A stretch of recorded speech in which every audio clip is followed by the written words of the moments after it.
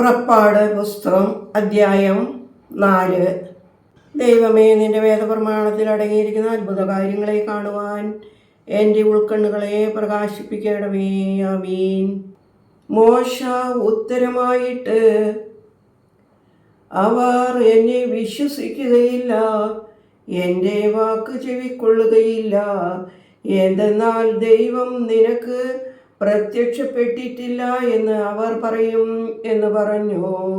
കർത്താവ് അവനോട്, ഇതെന്താണ് നിന്റെ കയ്യിൽ എന്ന് ചോദിച്ചതിന്, വടി എന്ന് അവൻ പറഞ്ഞു.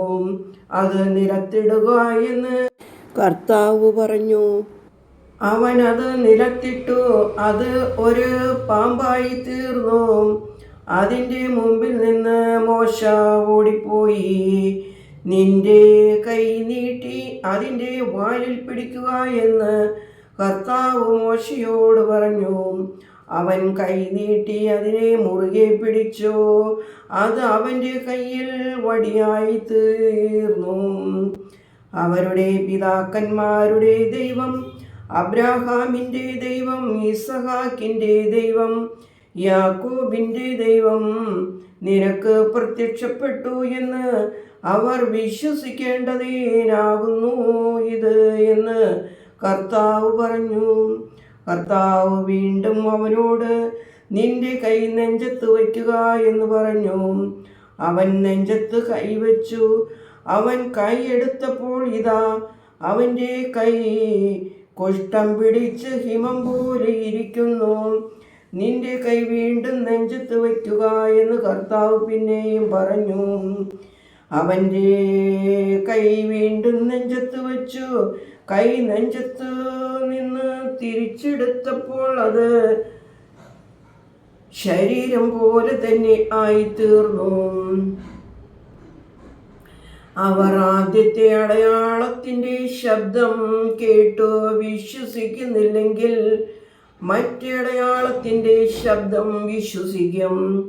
അവർ ഈ അടയാളങ്ങൾ വീണ്ടും വിശ്വസിക്കാതെയും നിന്റെ വാക്ക് അനുസരിക്കാതെയും ഇരുന്നാൽ, നദിയിലെ ജലം കുറെ എടുത്ത് ഉണങ്ങിയ നിലത്ത് ഒഴിക്കുക.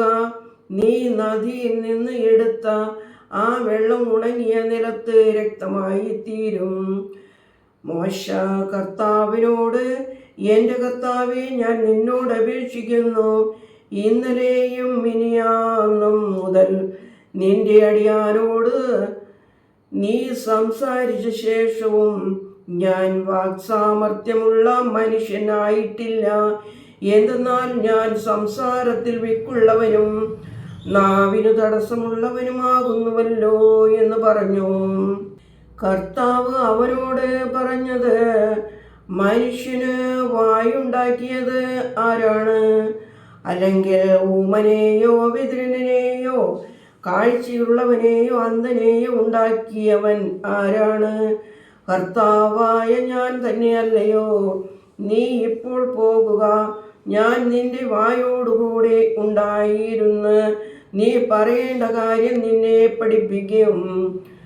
മോശ അവനോട്, നീ മറ്റാരെയാണോ അയക്കുന്നത്? അവനെ അയക്കണമേ എന്ന് ഞാൻ അപേക്ഷിക്കുന്നു എന്ന് പറഞ്ഞു. മോശയുടെ നേരെ കർത്താവിൻ്റെ കോപം ജ്വലിച്ചു. അവൻ അവനോട്, ലേവ്യനായ അഹറോൻ നിന്റെ സഹോദരനാണല്ലോ. അവൻ നന്നായി സംസാരിക്കുമെന്ന് എനിക്കറിയാം.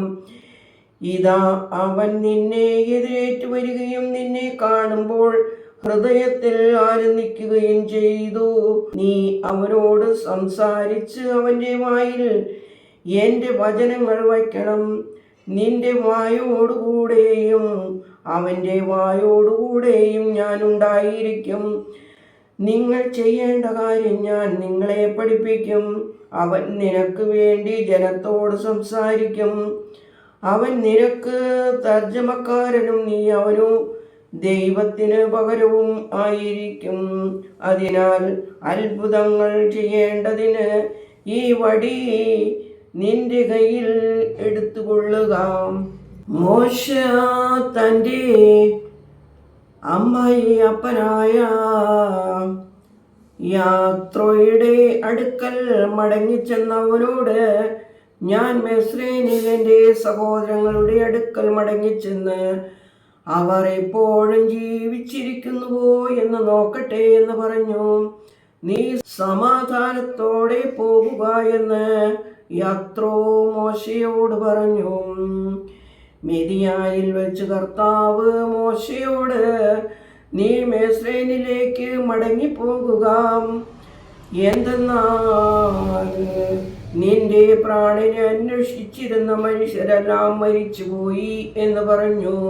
മോശ തൻ്റെ ഭാര്യയെയും പുത്രന്മാരെയും കഴുതപ്പുറത്ത് കയറ്റി മിസ്രയീമിലേക്ക് പോകുവാൻ പുറപ്പെട്ടു. മോശ ദൈവത്തിൻ്റെ വടിയും കയ്യിലെടുത്തു. കർത്താവ് മോശയോട് അരുളി ചെയ്തു, നീ മിസ്രയീമിലേക്ക് പോകുവാൻ പുറപ്പെടുമ്പോൾ നിന്റെ കൈകളാൽ ഞാൻ ചെയ്ത അത്ഭുതങ്ങളെല്ലാം ഫറവോന്റെ മുമ്പാകെ ചെയ്യുവാൻ കരുതിക്കൊള്ളണം. ഞാൻ അവൻ്റെ ഹൃദയം കഠിനപ്പെടുത്തും, അവൻ ജനത്തെ വിട്ടയക്കുകയില്ല.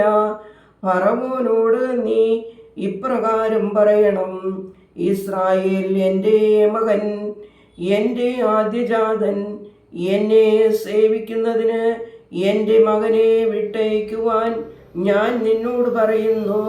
എൻ്റെ മകനെ വിട്ടയപ്പാൻ നീ സമ്മതിക്കുന്നില്ല എങ്കിൽ നിന്റെ ആദ്യജാതപുത്രനെ ഞാൻ കൊല്ലും.